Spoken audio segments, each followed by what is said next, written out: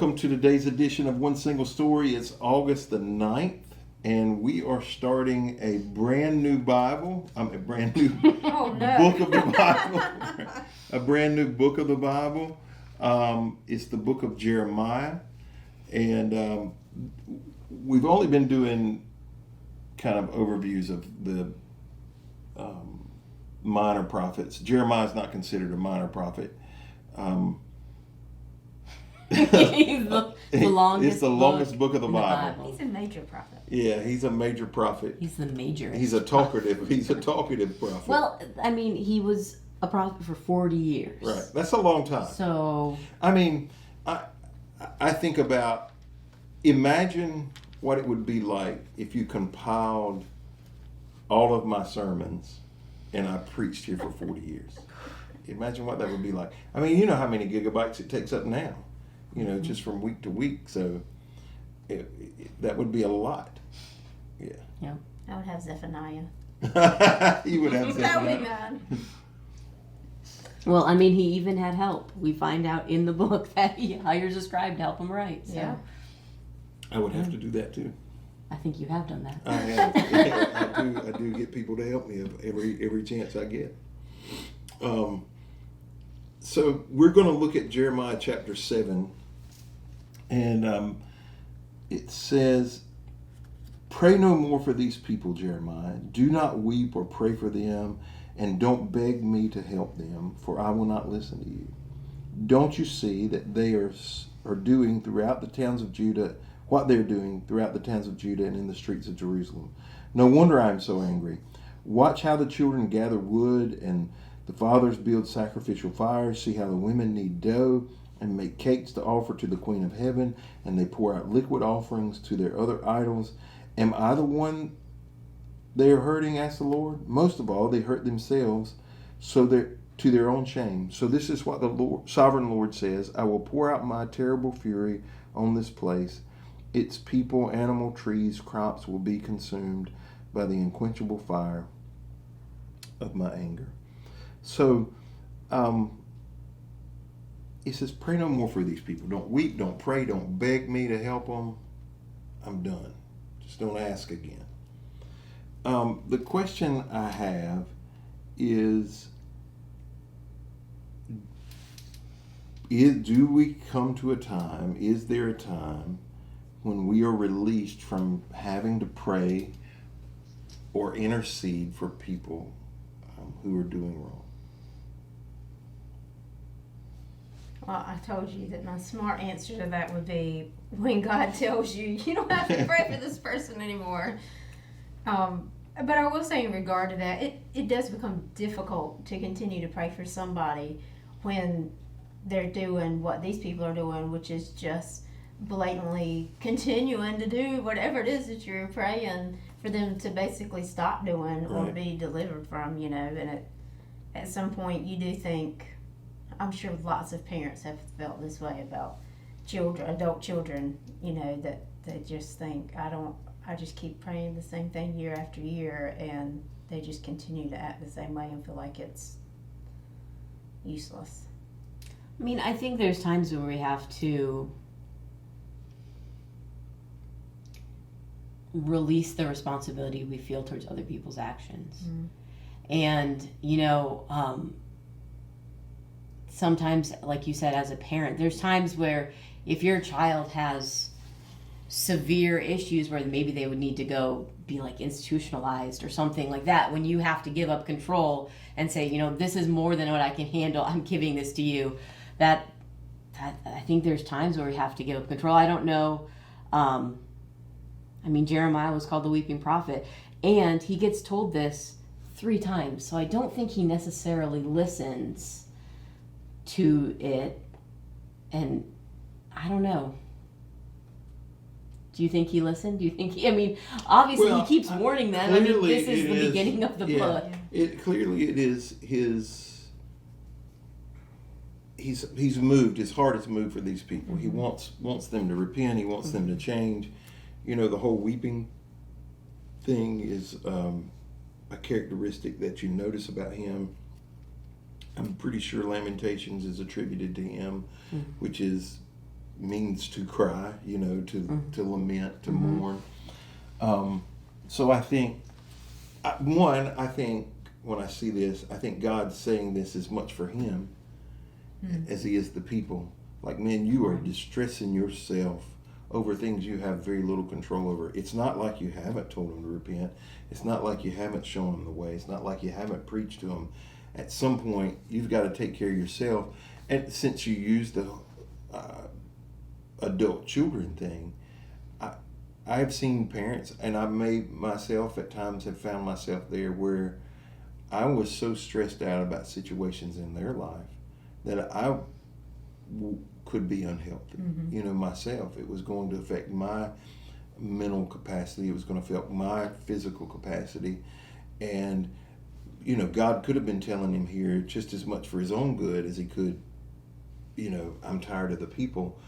I've heard other people say, God released me from having to pray for them or worry about them. I've never had that, okay? I think I go through seasons where I feel more a need to pray for people, and then it goes away. But it's not like God says, you have to pray for these people. Okay, now you can stop. It's kind of like, if I'm feeling impressed to pray for these people, I do. When I feel like that wanes, I don't. Or their prayer gets answered or things turn. And so, anyway, it's hard for me to determine here what's going on, but I would probably say it's as much for his benefit as it is for the anger of the people. And even by the end of the passage of what we're looking at today, shout out your warnings, but do not expect them to respond. So I think kind of temper your expectations. You need to do this, but it's kind of okay that they don't listen, because that's going to be what happens. I don't know, maybe. Well, because people, I just think about it from Jeremiah's perspective. Other people's issues can become your issues in a different way if you're not careful. Yeah. And it can be really, really challenging. But he says, don't you see what they're doing throughout the towns of Judah and in the streets of Jerusalem? And he looks around and he says, he's telling them, don't you see what's happening? Are you ever bewildered by the evil that you see around you? And if so, what are the things like currently in your life that catch your eye the most?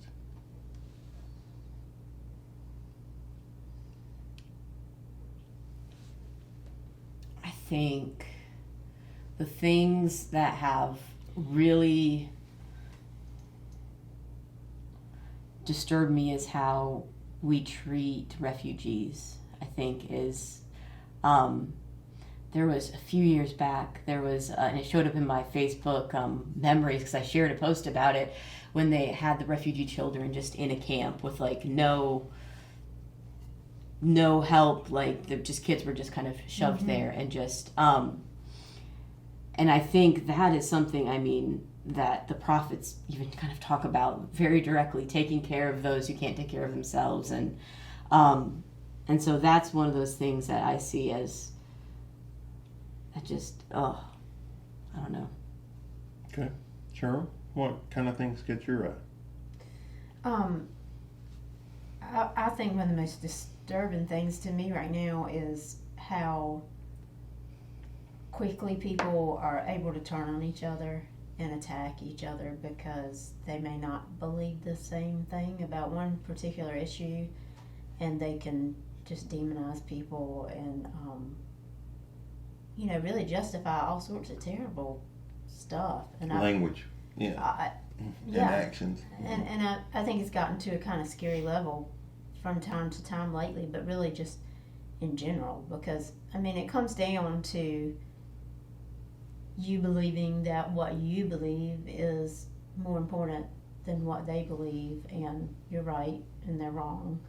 I don't know. I think that to me is pretty scary, because it's so divisive and in so many ways it's so unhealthy. Yeah, so the two things, at one, I couldn't equate to evil, even though I think evil attributes to it. Poverty is a thing that just, I think, consistently gets my attention. People who it doesn't appear have fair opportunities. And then sexual immorality in general.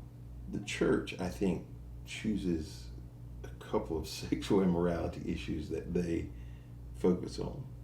But it's and I speak somewhat from experience, and then the people who walk through my doors to want to talk. Sexual immorality is ravaging our families, just mowing them down, and it's creating baggage and harm that takes years to overcome. And it is heartbreaking, the effect that sexual immorality, and that's anything from pornography to adultery to homosexuality to whatever you want to put on that list. We pick out one or two, like we go after them with a vengeance because we don't have anybody that we're going to hurt personally, so we can go after a couple. But I think in general, sexual immorality, the damage that it's doing to relationships in general in our country, in our world, is heartbreaking to me. And I'm sometimes fascinated at how the places that it can find itself, weave itself into, like things I would never have expected or seen, and people I never would have expected or seen, that are affected by it, and the generational effects that it creates after that. But he goes on to say, let me make sure I put my eyeballs in the right place. Oh, yeah, he says, so this is what the sovereign Lord says, I will pour out my terrible fury on this place. Its people, animals, trees, and crops will be consumed by the unquenchable fire of my anger. So he says judgment is coming, and everything is going to be affected by it. We think of sin as sin is mine, and it doesn't affect anybody else. But the reality, us at this table know that sin does affect people. My sin can affect either of you. Your sin can affect me. But it seems here that sin affects the entire earth. The animals, the trees, the crops, all of it's going to be consumed in the judgment of God. So the question I have is, how does sin affect nature? Animals, crops, trees, the world, how does it affect it? I mean, they're running out of room to live because we can't get enough land, we can't stop building. And it's, in general, done with disregard for what they need to live because we think that what we need is more important. We were given dominion. Yeah. Mm-hmm. Right, and I think our kind of cultural greed of things like fast fashion and all of this that creates very disposable things that we don't think of as being, we'll get a shirt for a season, then we're done and we'll throw it away or whatever, or we'll give it to the thrift store because we think that's good, but then the thrift store ends up having to throw it out because they have 20 million shirts that they don't need. I think that sort of greed and kind of cultural carelessness, I don't know, affects all of nature. Mm-hmm. Yeah.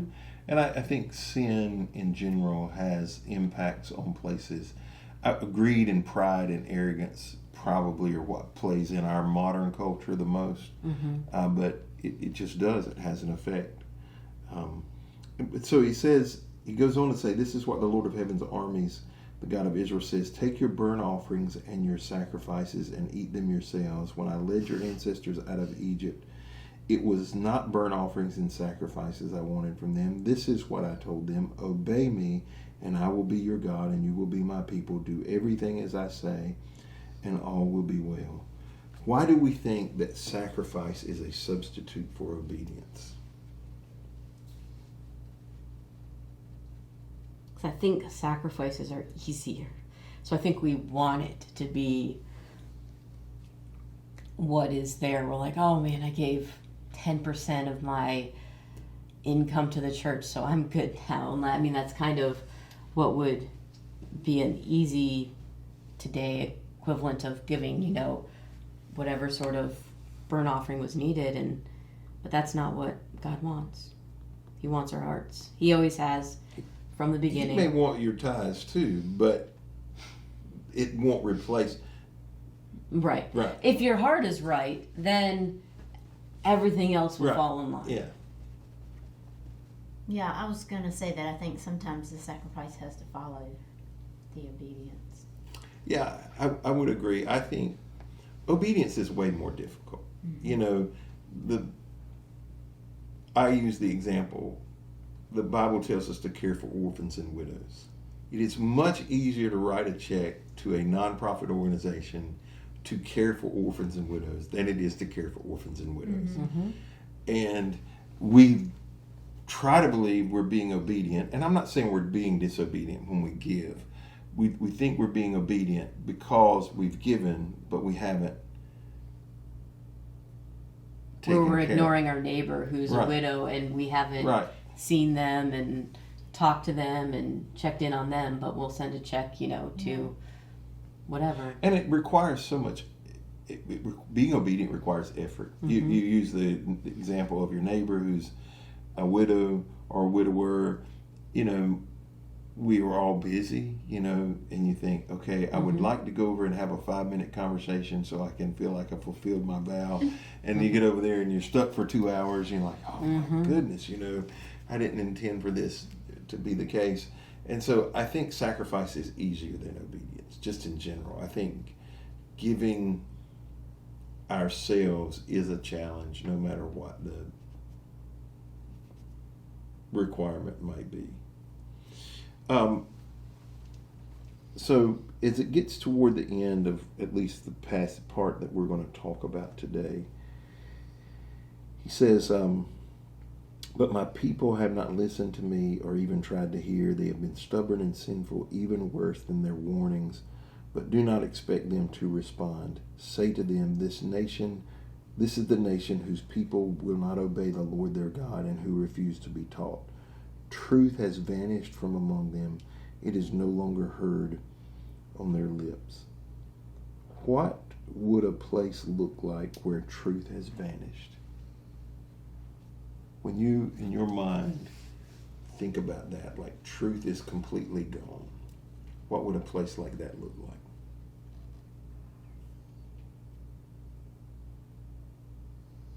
Super evil. I mean, I feel like it would have to be a nation full of people that, which is, I guess, what he's saying, no longer believed in God or any truth that he had given them. I feel like it would be a godless nation. Yeah, it's a place where people only care about themselves, so they say whatever they want, whatever benefits them or benefits people they want it to benefit, and they're not worried about what actually is the truth. I don't know. It's just, it's, I don't know. I mean, it says they refuse to be taught. I don't believe we live in a place where truth has vanished, but I see glimpses of what it could look like. Mm-hmm. I see it in our world today. Like, the whole world could look like this if light is completely removed. I don't know, it's somewhat scary to me to think about how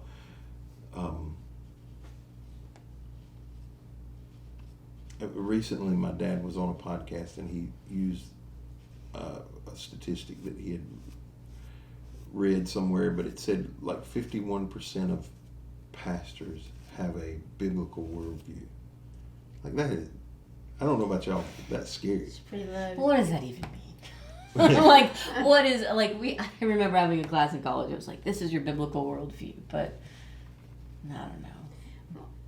I would say that I think what's even scarier, well, I don't know about the whole pastor thing, what they must be teaching, but what's even scarier than thinking about a nation with no truth is a place where people believe that whatever is convenient at the time for them, whatever is true for them at the time is truth.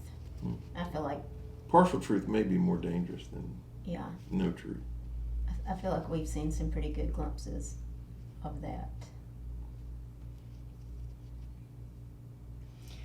think we're all sufficiently depressed from this reading. Yeah, nowhere but up from here. Well, there's No. a reason why. We have like 30,000 words Beginning of left. Jeremiah. Yeah, This is the second Jeremiah podcast. yeah.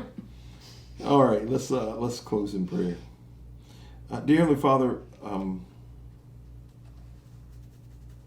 we don't always have the answer, and sometimes we struggle with the evil that we see around us and how it affects people and the weight that it places on us. And I pray that as we go through the book of Jeremiah, we are thoughtful, that we think about how our actions affect other people, how the world that we are being a part of creating affects other people, the weight that it places on them. Help us, God, to be people of truth, not to be people who are arrogant and believe our way is right and we have the only answers. But God, help us to trust fully and completely in you and your word, in Jesus' name.